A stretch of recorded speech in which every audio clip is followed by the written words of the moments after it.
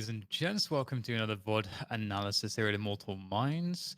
Today we had to go into the old memory banks to figure out what map we would actually take for this because we haven't had much new content in the professional scene lately. So we had to, figure out what we wanted to check out, and it felt like Popflash was a pretty natural place to go, given the fact that it was like the last big North American tournament, and we selected a Sentinels match, of course, and Cloud9 as well. And according to Shazam, these are the two best teams in North America. And I think this matchup actually was it was actually a great game to rewatch. I don't know about you, Mike, but when I was rewatching this, it just kind of reminded me of kind of how exciting and different NA Valorant is to watch compared with the other Valorant that we've been watching from EU and Asia recently. Yeah, I think this was like really good to go back and watch, especially since, like you said, there's not been a whole lot of events going on. So get us really excited for First Strike when that comes back around. Yeah, and there's something to be said too, which for just I think just the intensity when the North American teams are playing against each other stylistically, because there's a lot more. It feels like because it's more default heavy, there's a lot more like early round things in the early round, things in the mid round, things in the late round that are really exciting to watch. And with all of the players as well, there's like so many. This match had a lot of really cool clutch moments. So I suppose without further ado, we can get started. We've got Cloud9 off on the attacking side, we will be focusing on for the first half. So there's one thing that I want to like show very quickly here at the start. So you can see where Vice is. He's down in the corner outside C long, and he's gonna put this cam up. He just threw it already, and this is where it lands. So you stand on top of the box and throw it there, and you can see it just at the top by the timer right now where that lands. I just thought, like, I've never seen anyone throw that cam before in mid, so I thought that was really interesting, just as a small side point. Yeah, I also didn't notice that the first time around as well. It's uh it's kind of crazy actually. I think C9 are a team that try to be really creative with the cam usage, and we'll see that later on as well.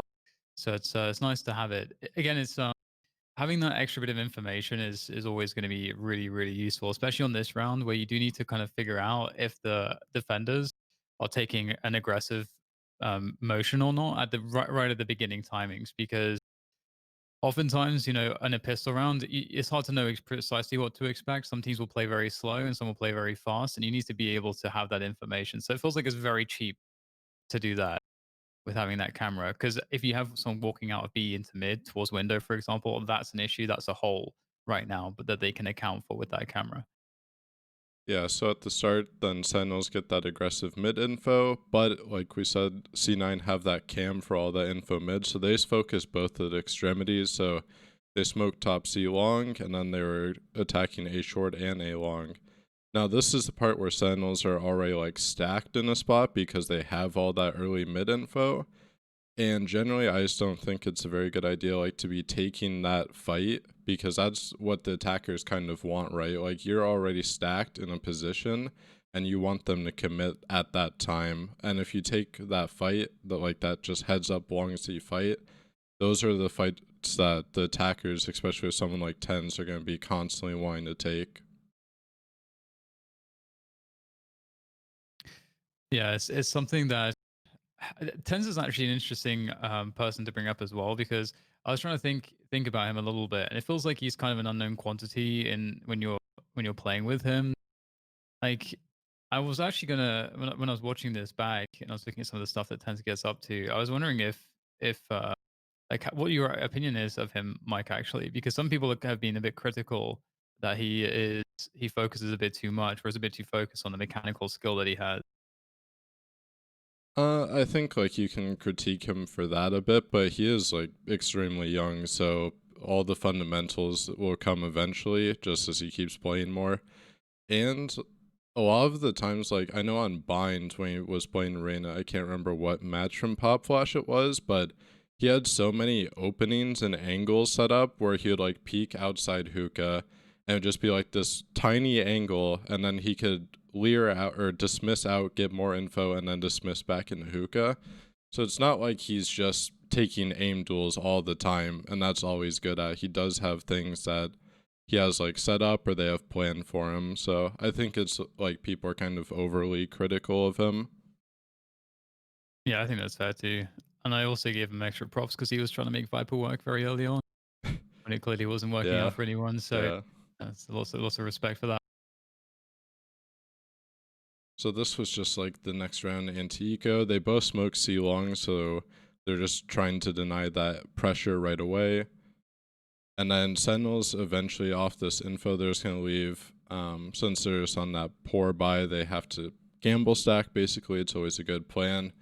And they're just gonna gamble stack towards A. I think Sick will start rotating here eventually. And C9 have that cam again in mid, so they have all that info mid. They know no one's aggressed towards bottom window, so they kind of feel free to do whatever they want here. Yeah, it's a nice approach. I think one thing to note, I think I noted it in the cast as well, was that you see the dark cover placed at the top of the C-long sort of tunnel towards the entrance to the site, and another huge benefit of Omen is that that smoke is taller than the brim smoke. So even if someone was on the box on the site trying to look over towards the orb, I don't think you can actually get vision of that. So there's like a bunch of different pluses to it. It also allows you to contact towards the site, and as that threat exists. And if someone tries to push that smoke to get info, that's also very scary. So yeah, but enough about that. We do see that eventually the push comes into the stack, and well, the weapon advantage. What do you want? Yeah. So into the third rounds, and things are proceeding as they should I was at gonna this. note one thing quick. So Vice does get this pick on C here on Zoms, that would be the Omen. So in CS, if you're on an Antico like this, normally if you get like a pick or something like that, you might just send one guy with like a Mac 10 into the other site to get info or wherever you got that pick from just to see if they're gamble stacking. Because here Cloud9 just commit and they kill everyone, so it kind of works out. We'll see in a later round it doesn't though, and it's kind of that situation of I think maybe if Vice didn't have a Bulldog, which is going to be one of your better weapons on this round, that maybe you do just send him in there to see, okay, is C clear or not? And I think you mentioned that in the cast as well. But it's just something that kind of deviates depending on like the agent or what weaponry you have.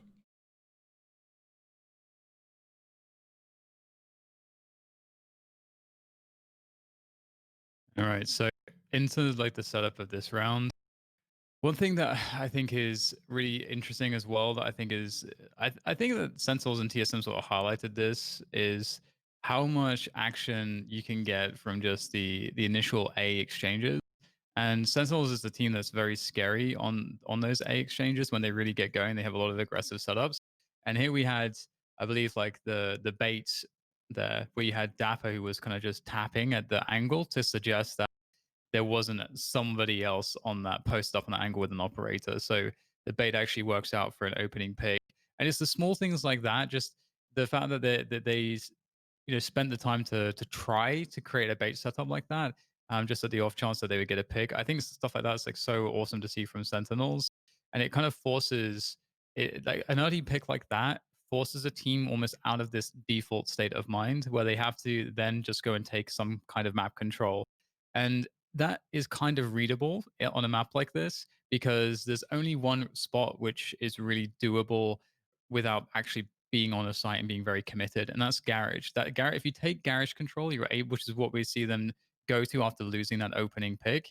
They have this option that say if they were to take garage, that they're not committed to a site, they can possibly get a kill, they can get additional information so that they can get some better understanding as to which site to go to and which is high percentage, and they can also force some rotations too. So they're able to actually impact the round quite a lot. However, the only downside is that, as mentioned, it's probably the best option out of losing the early pick, and so it's predictable. And so Sick is already here with who's ready to go.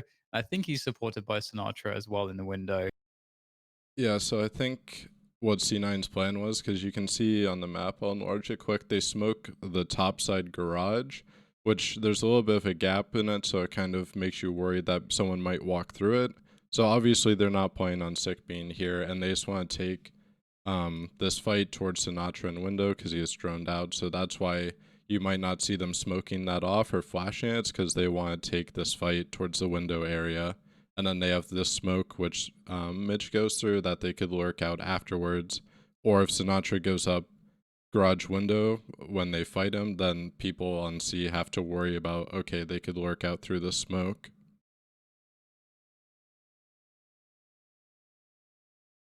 Indeed, indeed. Totally with you on all of that.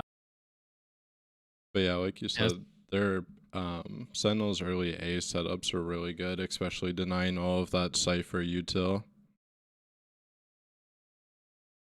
Yeah, it's such a, especially against defaulty teams, it's something that really is very powerful.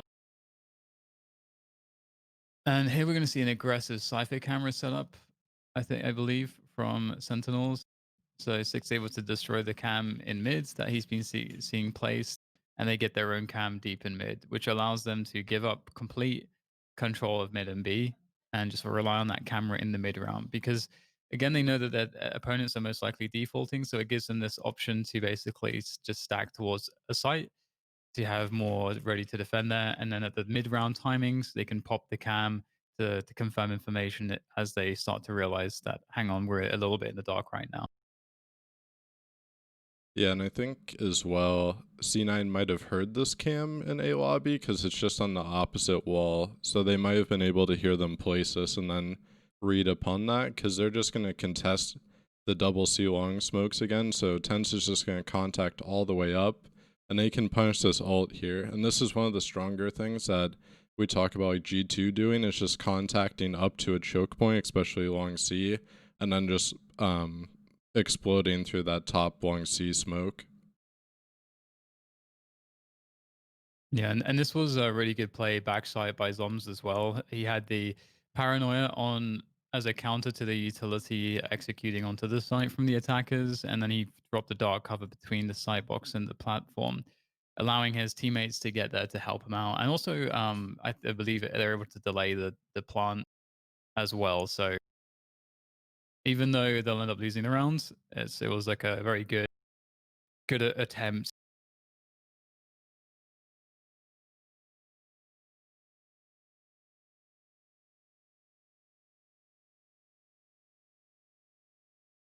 And then this is Sentinels.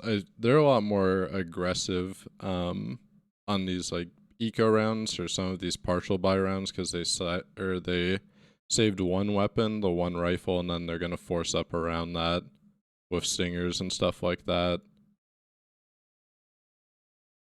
Oh wait, they didn't save the rifle. That's a different round. Never mind. But yeah, stingers come out into play. Sting is so good. People have never listened, but now they know. You went back on it for like a week, I think. You lost Yeah. faith. Yeah, my commitment wavered on the whole Stinger thing, but yeah, it seems like people figured it out now. It's pretty nuts. Yeah, so Sentinels like hear all this utility and stuff mid, all the players, so they stack B, lower guns of course, so you have to be a little bit more risky. They clear it out, so now they can restack again. And since this is a site or a map with 3 bomb sites, you have to get that higher probability. Since you have like a 33% chance you're going to guess right, now their odds just went up because they cleared all that info out. And now they should be just worrying about C because they have that Cypher cam towards A short. And this is where C9 just contact up again. And this is kind of the dangerous part when you're contacting without a lot of info because they faked that mid presence, hoping that maybe they just stack B like they did earlier, but then they re-clear that info out later. And even though this shouldn't be like a super winnable 1v2 for Sick, I'm pretty sure he does clutch it out. He's got the Stinger, yeah, and like 5 bullets left, I think. Yeah, it's pretty epic, actually. Yeah. And it's just one of those things like if you're playing against a team like Sentinels, like there's a lot of teams that you could probably get away with just picking a certain site or contacting when you're going against an eco and just kind of playing it like CS style where you're not using a lot of utility. But Sentinels are just constantly gamble stacking. They're looking for info as like 4 or 5 people, and they always try to get in the right positions to make these like half investments worth a lot more for themselves. Yeah.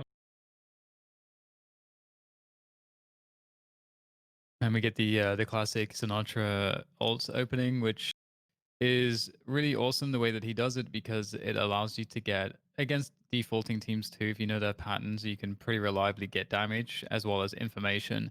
Because if they're not, let's say you send that all the way down the A lobby and it's not going to touch anybody, you can pretty much guess that they're not opening up their default towards A lobby, which tells you quite as actually a huge chunk of information. And then you can basically just shoot everything else with the two remaining Hunter's Furies. So that's it's just it's so powerful. And C9 reset into kind of A control. And that's a really nice thing to do off of the back of that Hunter's Fury opening because the Hunter's Fury just cleared out A lobby. So for them to kind of retake that space very, very quickly, they can kind of find that timing, that hole when there is an assumption made by Sentinels that instead C9 was setting up something else. Yeah, and they have like so much information right now because they have this double trip set up on Beast, and they had that Shazam opping on top of the site. They got the cam down mid, and then Sick has pushed all the way up C long in the meantime. So now they really don't have anything to worry about at all, except for Garage is about the only place they could get timing through, which they have Zoms posted up on. But otherwise, they just have this 3 stack towards A right now, and they're reading this pretty well.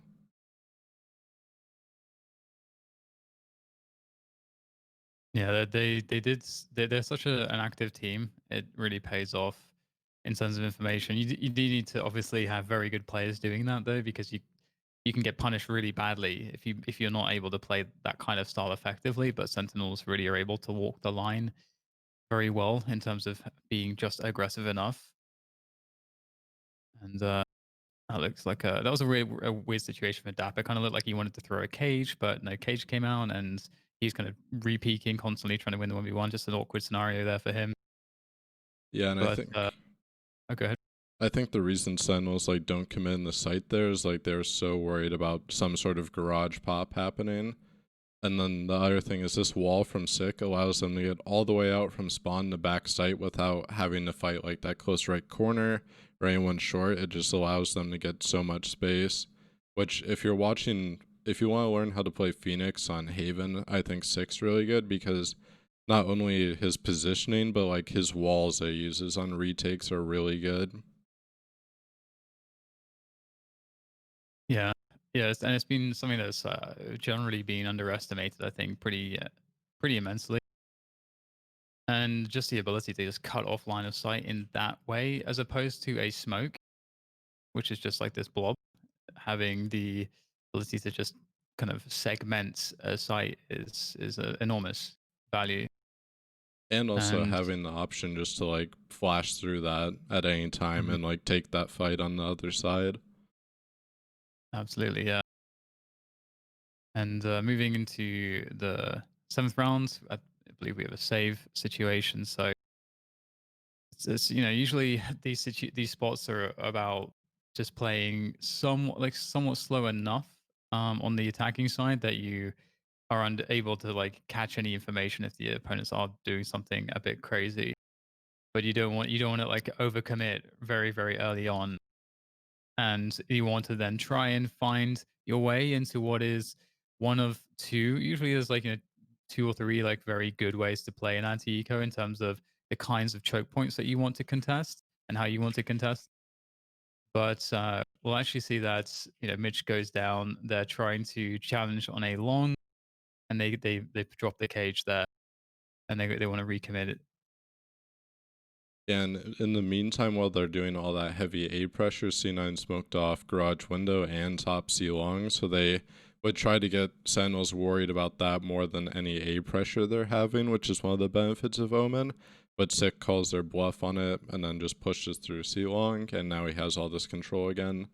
The one thing in this round is that's kind of confusing right now. So you could just see on the mini map, I can rewind a bit, that Sentinels are kind of, I think they're a little bit confused on what to do now because they got that early pick A long. They have the cam set up, except now Dapper's low HP committed into the back of the site here. And the only issue is if he's here, he can't really be using his cam either. And if he dies that cam at A long, it just totally invalidates that because then you can't get any information here. And I think one of the things with Haven, since it's 3 sites, um, rotations are just so much more important than any other map. And it's going to be interesting if teams actually start adapting because I think right now, the more you kind of rotate through spawn instead of swapping people off through the middle of the map, costs you more rounds as defenders normally. But we'll see. They kind of sort out their rotations here, but it's too late for Dapper because they contact through their top B smoke and they get on the site. And it seems like quite an effective punish too from Sick. That most of the time he's basically running into a tripwire on long. So it's something as well that in a lot of these rounds that if he's in the mid rounds and he has any information, it doesn't seem like they're going towards C. There's not very heavy presence. It seems to be the case that Sick is just getting he's able to punish the other team who relies on the trip because it's not just about preventing a flank, but it's the information that's ultimately the most important thing. And so Sick is able to get that information without being contested in a lot of these spots. Yeah, and then Tens was just in a really good position bottom mid there to deny any late flank from Sick coming from long C. And then they just have a decent post plant set up. I think if Sentinels just, I think they just got a bit confused on where they needed to be watching there after they got that first A pick and then that long C info from Sick, like you mentioned. Yeah, it's a really good point about his spot. I remember when I was casting this as well. Like you see his spot, you just know he's 100% guaranteed to kill because it's an extremely difficult off angle. It's not even like an off angle. It's just such a disgusting lurk position because you're very deep when you actually are opened up to that guy's angle, and that it's just extremely hard to ever check from the window position. So this is the round where I think C9 gets kind of burned. This is like the anti-eco that we were talking about. I think they might have one gun for Sentinels. And they get that early pick on Sinatra and window, so Sentinels just gamble stack towards C, and they think they'll just commit off that. Well, the issue is like when you get that early pick, sometimes you're kind of like, okay, we can just hold and just see what happens after. But they regroup here, and you don't have much information again, right? Because you did early A stuff, you kind of had some light mid pressure, you get that pick, but you don't really have a whole lot of info now 20 seconds later.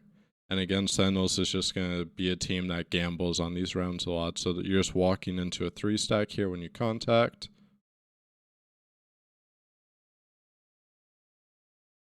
Yeah, they get just eviscerated in this round.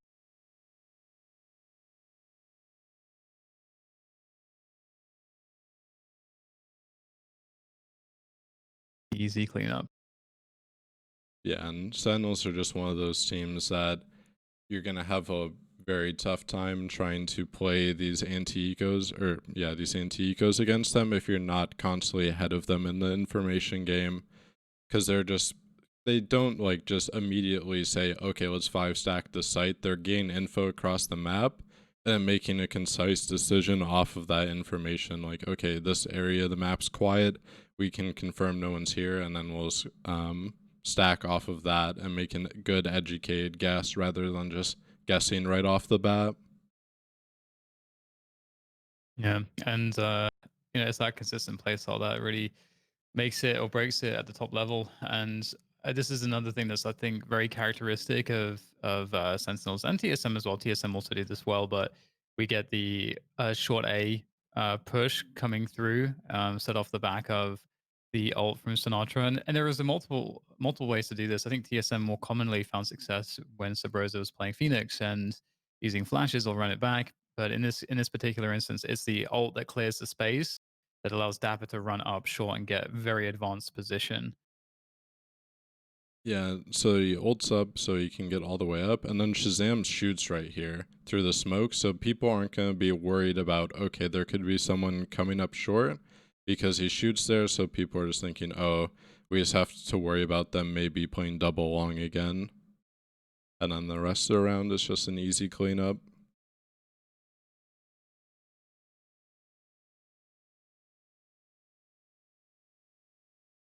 And we'll get, I think, increased aggression on the A short position again, as we mentioned. It's something that's very strong, and if you have the right ultimates for it or the right utility for it, it's a very solid way to really like create a situation where the attackers have to respect what you're doing. So if they have a plan, they have to allow that plan to be disrupted in some respect and respond to what you are doing. You are really taking the initiative with some of these A short aggressions, and it's very very powerful to do stuff like that.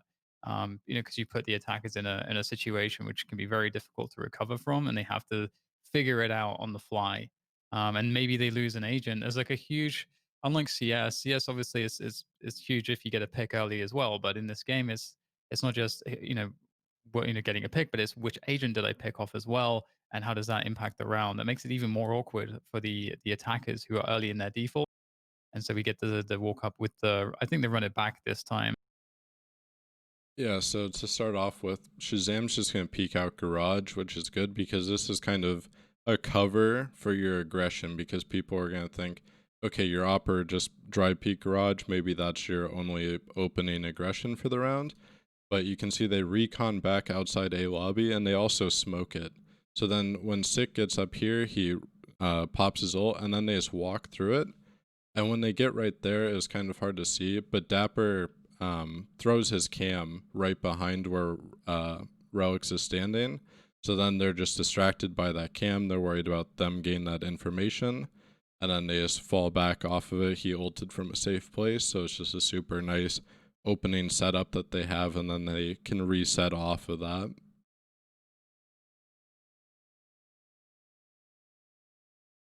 And that's another thing where I like sort of NA battles, especially on Haven, quite a lot, is because we get a lot of these interesting mid round scenarios. Although when when they lose that extra player, they're down in a 3v5, it becomes very very difficult. So given the fact that the rotation swung through to B because that's where the presence went, given the fact that Sentinels had cleared so much space on A lobby, Cloud9 do the I think one of the right things, which is to try and ask questions of the A lobby control because they're so down on players that they do really need to make sure that their opponents at least don't have information and that they know what their opponents actually know. And so it also gives them the opportunity to go in towards the A attack and they had Jet, obviously, who was able to, there's a world where the Jet gets a kill and can create problems on B. And if that's the case, then it's creating issues on the rotation. So they really did everything that they could once they went down to three players. But again, it's about that. It's really speaks to, as we said at the beginning of the round, the power of taking the initiative if you have the setups to do it and the scenario to do it on the defense. You can really just ruin the round for the attackers. Yeah, I think that's a good point as well about questioning that A lobby control after they just got so aggressive there. Just because of the fact that A lobby is just super hard to position yourself because it's really easy to clear as an attacker coming through that choke point.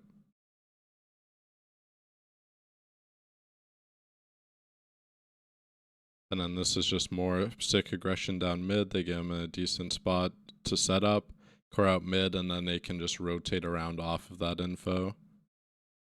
The cool thing too is that they set the precedent that when Sig does that, that maybe they're setting up a cam there as well. And there isn't a cam there this time, but they have to be worried about that. But regardless, it seemed like they wanted to force the issue on the C side and contact it up, which actually like this is a pacing thing.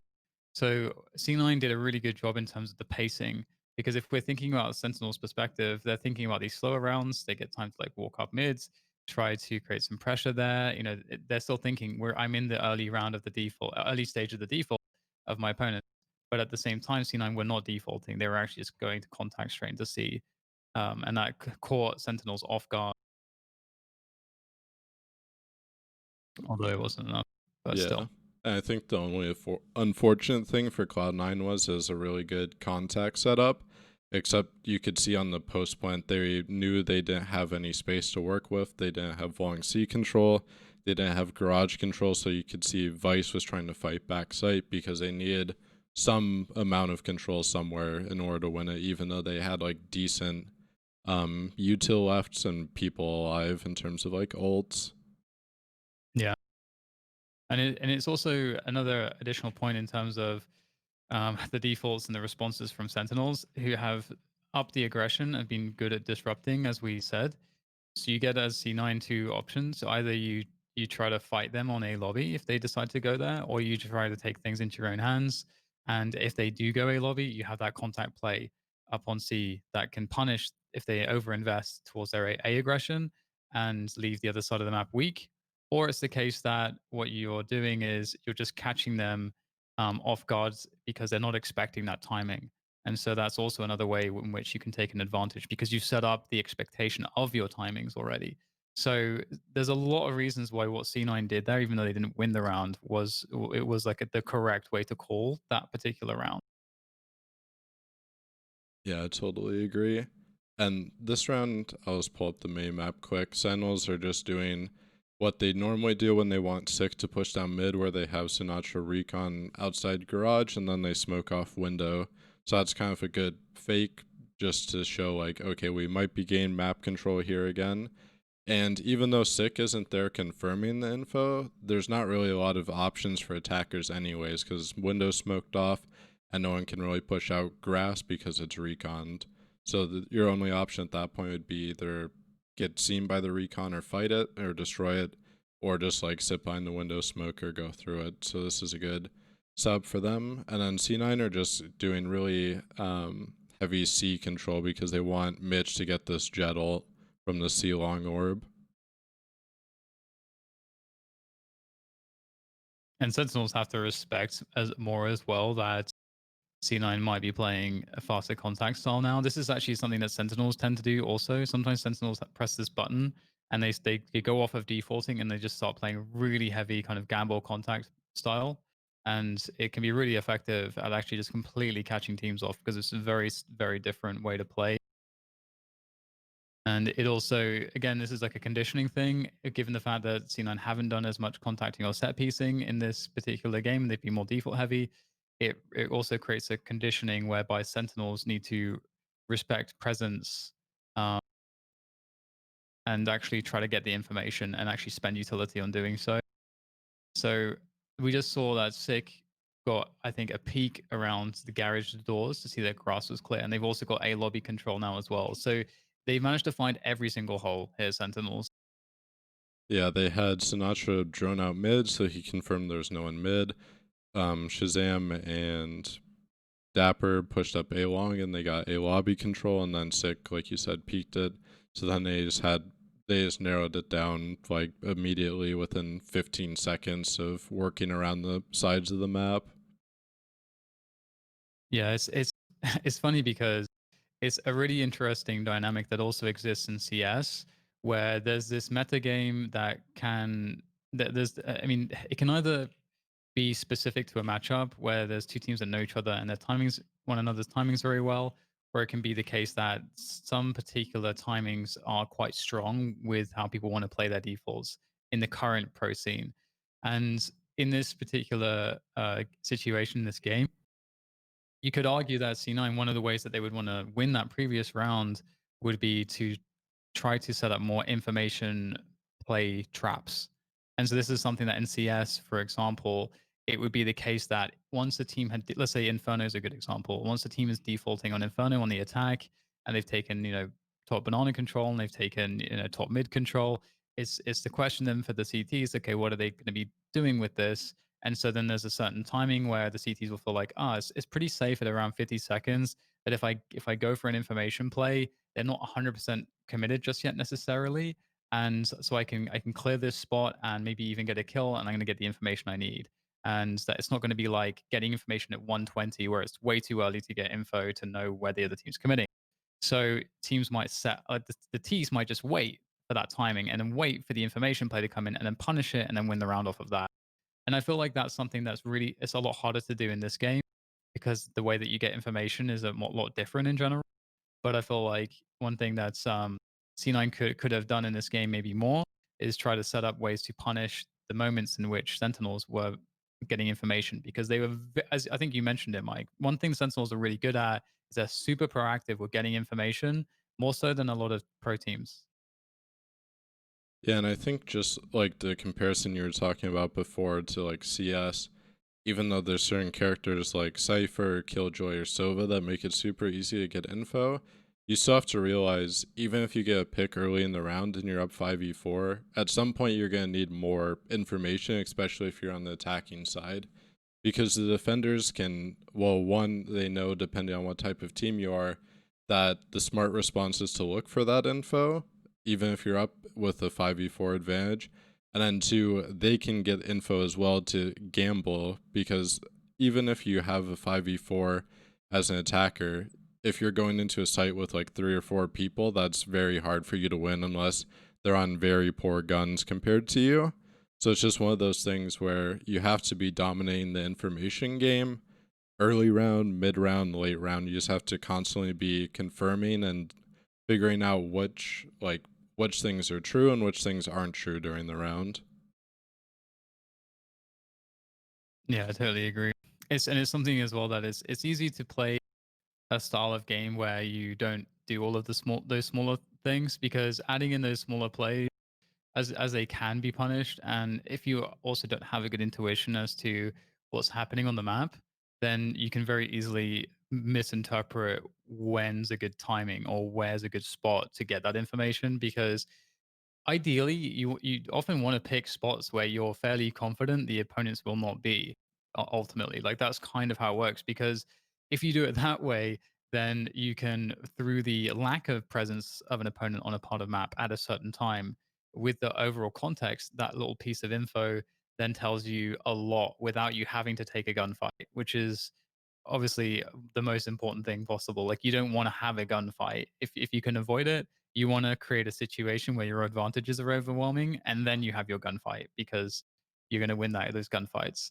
Um, so that's like another thing about getting information and setups for info that's another aspect of it. And I think that's what Sentinels did really well here. We mentioned it previously. I felt like they punished C9's trips quite effectively in the sense that they understood that C9 were relying on their trips in certain types of rounds, and they were and Sick was there was not a single time when Sick pushed the C long position on the defense that he had a gunfight. He got to see the trip every single time he decided to go for that push, and that's what we're talking about. It's great intuition, great read of the map from his entire team to know that he can do that, and they can therefore then confirm what is truly happening, and always have players in position. Well, we got through the first 12 rounds and we have like 19 minutes or so to go. So, do you want to watch more of the second half and may answer some questions? I think we have a few Yeah. in the chat as well if we just want to start with a few questions. So I mean, we can start with this question from I say, which is when you're trying to default and your team keeps getting picked, what can you do to counter the team that just out dueling you? And there's a lot to that question, I guess, because it really depends. There's so many assumptions that we have to make. Um, I suppose with a question like that, I think one thing that you need is firstly a protocol, like protocols for we mentioned this before. Based on the map that you're playing, what is the protocol of how do you play out of the default once you've lost that opening duel, and what are some of the conditions around that too? Because there's a couple things. One is what does the opponent know about what the situation is, and then the other thing as well is that given our current positions, what is a reasonable portion of map control to take? Because that's usually the going to be the objective is no longer spreading out and trying to stand on all of the extremities, but it's to go and take something on the map that's going to get you closer to actually taking a bomb site. And the reason is because once you've lost a player and you're in a 4 versus 5, if you then get into a situation where maybe there's another 50-50 duel, or for whatever reason you're going to give the opposition an opportunity to create a 3v5 for you, you're not going to win the round at that point. The ways that the other team can play that advantage is so significant that it just becomes too difficult.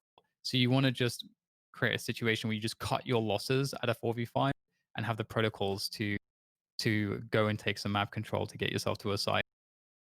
So Garage and Haven was the example we used previously because it's a way to not fully commit to a site but still create opportunities for yourself.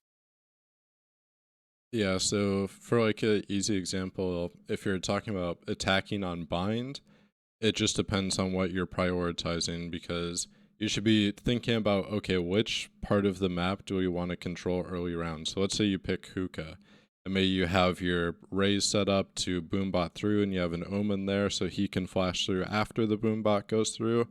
And everyone else on the rest of the map, you should be trying to deny. I refer to them like as lanes. So there's like 4 lanes on bind that I think of. There's short, there's hookah, or like outside hookah, there's B-long, and then there's showers. So if you're trying to get control of hookah, the rest of these areas, you should be just denying the defenders like any control or info there. So it shouldn't be a person trying to just like take a duel in that area. You're just trying to slow them down, deny any info. So whether you're using smokes or like recon darts or sage slows, there's just like a million different things you can use to prevent the defenders gain an advantage in that area. Because if you start letting the other team on either side instigate what fights are happening or like the pace of the round, then that's when you start running into really big issues, like you mentioned, like you're getting picked off or you're getting caught off guard, and those are things you just like can't allow no matter what side you're on. You should be trying to control like the pace and where the fights are happening most of the time that you like it's in your disposal to do so. Yeah, and it's something too where like there are lots of ways to. I mean, it always feels very demotivating if it feels like you can't win your fights. But as Mike's saying here as well, it's a lot of this really does come down to the fact that you want to be setting yourself up for fights, but never relying on the fact that you're going to get the kill. But you want to be setting yourself up in a way where you're very advantageous. And so by winning the information game and winning the positioning game, that's the way that you can move towards that. Because you can't ever really truly rely on someone hitting the shot. So you want to you could, the best way you can rely on it is by creating as much advantage as possible for that person to hit that shot. So that's a blinded opponent or opponent that has a terribly tiny choke point. You're in a very strong off angle. Like all of these kinds of mechanics, these fundamentals behind the game, you want to take advantage of them, and that's what you're really working towards. And so when you're playing against opponents that are very mechanically good, especially if they're not playing at the pro level, they're going to be making a lot of errors in those categories, and a lot of them also are going to be, maybe they'll dominate you sometimes, but they'll probably be quite inconsistent because if their focus is not on the things we just mentioned, they're not building a foundation for consistency in attack FPS. So that's also something I think that's worth remembering, is that as long as you're working towards the right goals, it doesn't matter too much if it feels like your opponents are outskilling you, so long as you're playing the game better, if that makes sense. Yeah, I think that's a really good point. We have another question from, I think it's Spice, or like I don't know, it's SPVCE. I don't know I think how. space, Okay, yeah. space. In this game, do you guys believe gamble stacks and pushes is more viable than CS, almost like a proactive defense versus a reactive defense? Or do you think Haven is just made to be played with gambles? I do think Haven, like rotations and stuff, matter a lot more than any other map, obviously. And you have to think about which side are we going to be playing retake or want to retake more, just because you can't obviously play all 3 sites without any info and just play reactively. I think you have to get information in this game more than CS. And it is a lot easier, right? Because of things like Cypher Camps or Sova Darts or Sova Drones. But otherwise, it's just so hard to play reactively just because the utility is a lot more punishing in this game, just because there's such a variety of it. So I do think you have to be more proactive than reactive. And you can see like a team like Sentinels, how they can punish a team when they're playing so proactive in the information game. Gamble sacking, um, I think it was something that even teams in CS at the pro level still kind of miss out on, just because the setups and the crossfires you can have in CS can be a lot better than in Valorant, just because the utility difference. So I think it's something that teams will be doing a lot more in this game, just in general, just because it's so strong. Yeah, I think so too. I think it is really interesting how the abilities do give you the option to do things that aren't possible in CS because you can't like place a camera somewhere in CS unless you're using the coaching bug, I suppose. But um yeah, so other than that, it does create all these opportunities to do a lot of funky stuff, which is what I think is really interesting about this game is that teams have the ability to really surprise you by their usage of the abilities. Like they can kind of break some of the more conventional rules in that way. So I definitely think that I think that the answer is more about just stylistically what the team selects, just because they have more options of how they want to play the map out. Um, the next question is Tully says, so now the OP is nerfed, the op. Do you guys think the op is any viable on defense sense that you can no longer play aggressive, like how Wardell and Shazam has been playing?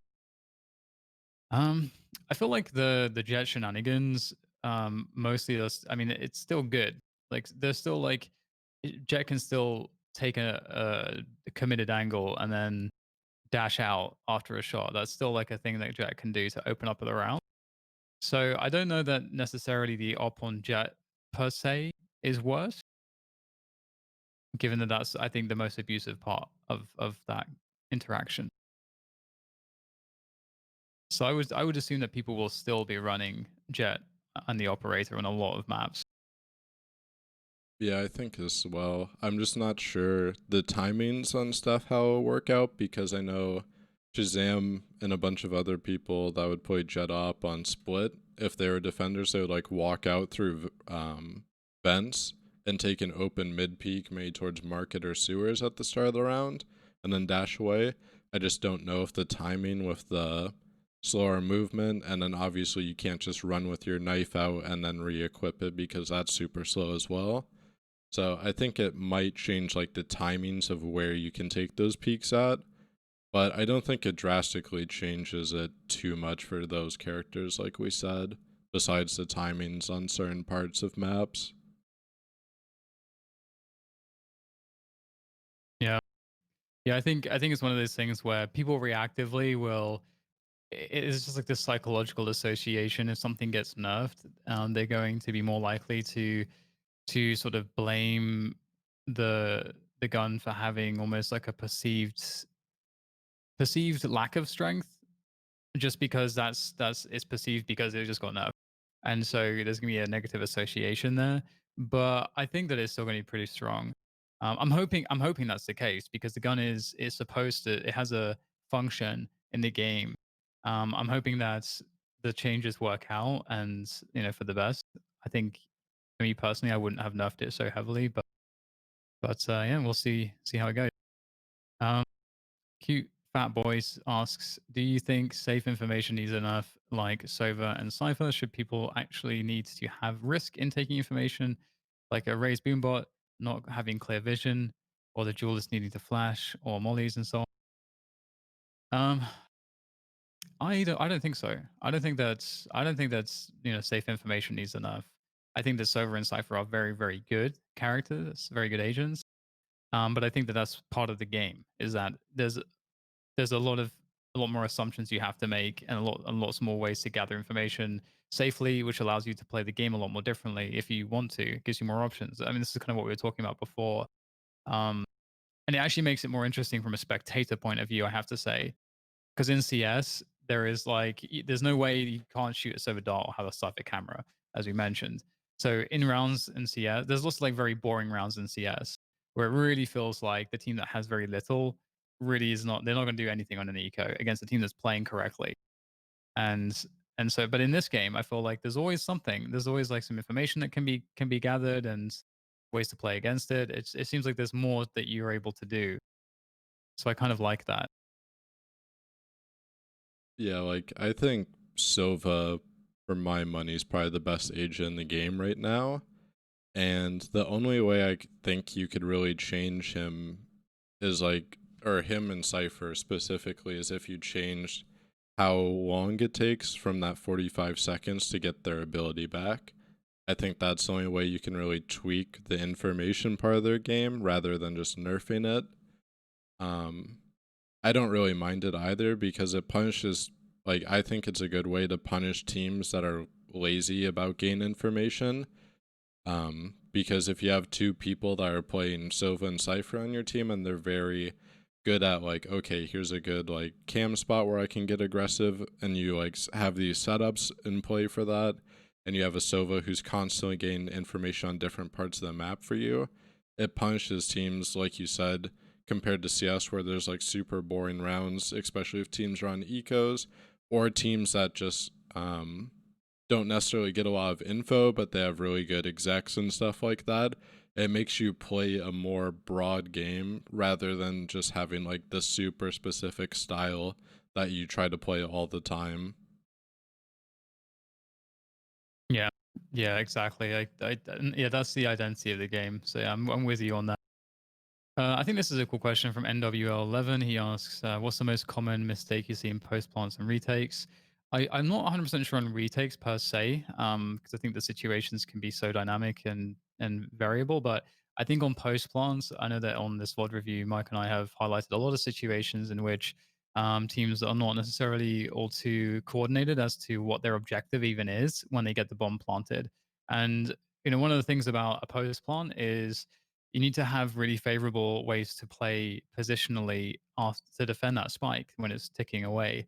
And it seems to be the case that a lot of teams, again, things can be chaotic, but a lot of teams don't necessarily have protocols around, if we have this type of plant, we need this specific type of map control. It can't be that we're all, let's say, on A on split, all just hiding in backside. You need to have the ability to have screens control, or you need to have the ability to have a ramp control. There has to be some kind of a plan that's there for your team to play that post plant, and it's just too often missing. Yeah, because you can't just control one, like, you can't just sit on the bomb site and play crossfires in this game like you can in CS most of the time. You need control of a different area. And it's really, like, it's not the easiest, obviously, to come up with a strat and put that in play. But once you've dry running it through a few times, tried it in scrims, you're like, okay, we have the strat down. But like you said, what comes into play that matters the most is, okay, what happens next? What area are we trying to control? Who are we trying to set up to control certain areas? Who do we want last alive? Because different agents really matter. Compared to CS, where it might just be, okay, I have more HP than you, I should bait, or you should bait for me. There's a lot more complexities with post plants in this game, not only from agents, but just how the sites are set up, the angles that you can take. So I think that's one of the biggest things is where people don't control enough space in the post plant. On retake, I agree. There's like so many different situations. The only thing I will say is like I still feel there's some teams that forget about certain utility they have on retakes. That might be the only thing, or not optimizing the util they have. But that's about the only thing I can think of for retakes. Yeah, yeah, I definitely echo those sentiments. Um, right. Chizzy asks, trading in diamond feels non-existent, and Seliku at least. How would I best play entry without expecting my team to trade? Oof, that's a very hard question. Honestly, I don't even know how to answer that, so I don't know why I've even highlighted this, but uh, because it is one of those things where you're kind of in a situation where it's like, how do I, put this house together, but I have no, materials, but I have a hammer. So it's like I got a tool, but I don't have the resources, and it's kind of how it feels when it comes to playing matchmaking. Is that sometimes you just have to try to organize your team to do these things, and they either will or they won't, and that's why it's frustrating because you're kind of at the mercy of what your teammates are willing to even listen to you on. Yeah, it's kind of like quantum physics almost. No one actually knows how to do it in Diamond, but I think one of the most important things, because sometimes people just talk about like, oh, my duelist isn't dropping 30 frags, they're not doing their job correctly. But I think one of the most important things for me with the duelists on my team is just like how much space are they creating for me, especially on the attacking side. Because if the duelist isn't creating any space, then it's very hard for any other agents to become proactive.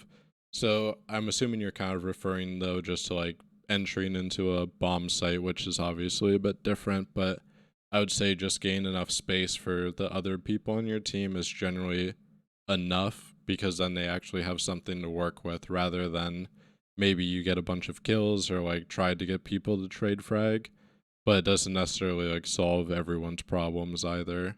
Because I don't think you're gonna be able to like people in these ranks are so far apart sometimes in terms of how they think about the game, obviously. So it's never gonna be in a situation where you're gonna be synced up with your team 100%. Yeah. And that's why you should join the Immortal Minds Discord, and you should find some people to play with. We've got a pretty big and growing community, and we have a lot of people who are like scrimming together and stuff and playing together. So you can set your level and the agents you play, and you can find people that want to play with you, and vice versa. So maybe that would be helpful. Um, is Breach going to be a high pick rate in first strike? I think that's absolutely yes will be the case, especially unless especially if he's not changed at all. Right now, Breach is. I wouldn't say that any agent is really truly a must pick in this game, but Breach is extremely strong right now, and I would expect that he would get adjusted. Right, we have time to take a single question. You can take an Yeah. extra question just slightly over time. Is there any other questions that jump out to you, Mike? Let's give it like 10 seconds to see if anyone posts anything here.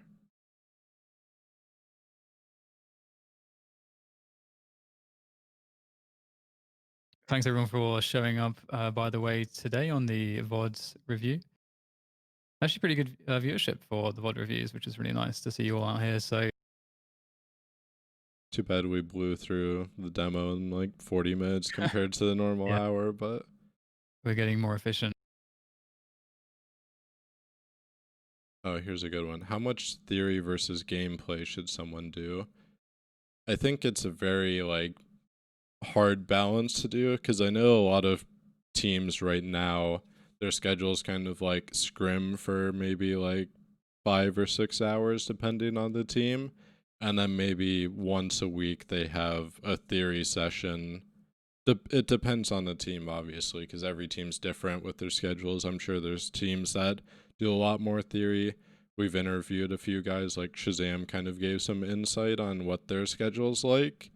I think you have to have a very healthy balance though, because the theory provides the gameplay, and that's where stuff comes into play. Like, oh, let's like just sit down for 20 minutes or so and talk about how we want to play post plants on like split, depending on this scenario or this scenario or this scenario, and then you can kind of just walk everyone through.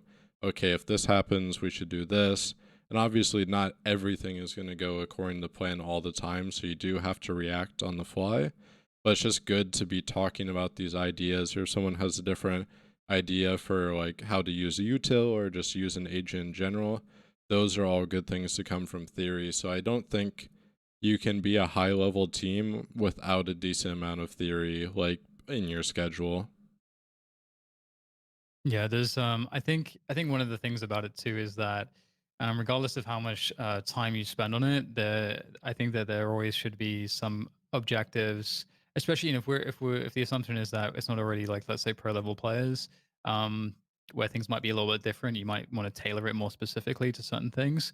But if we're talking about more in general, and you're not at the pro level yet, I think it's really important that every player comes away with both a team objective and a personal objective from theory sessions as to things that they should be thinking about or working on or focusing on when they're actually playing. Because I think it can be it can easily be a waste of time if your players don't feel more connected to the experience of their game and the game as a team improving throughout the kind of theory sessions. I think it's important to make sure that people do feel like they're not only are improving and getting some value out of it, that makes them more excited to do it in the future, but at the same time, it's very easy to overload with theory, and it's really important to kind of figure out with the players that you have how much people can take on. But as far as I'm concerned, at least, if people are getting at least the minimum, which is something to focus on that's team oriented, and also something that's to focus on that's individual oriented, that they've learned and they can move forwards with their next practices focusing on, then you're making progress and you can kind of tailor it from there. But yeah, I've been a part of many theory sessions where time is used inefficiently, whereby you get to that point where people they're like, okay, it's like having those meetings. No one wants to be stuck in meetings all day, right? As much as you love the game, you don't want to be just sat there very passively absorbing things because you can't take it all in. So it's about the bare ass minimum, trying to figure out how to most effectively use the time, and that will keep people motivated and it will keep people hopefully on a good track to improving. So that's, I think, the only considerations I have in addition to what Mike said.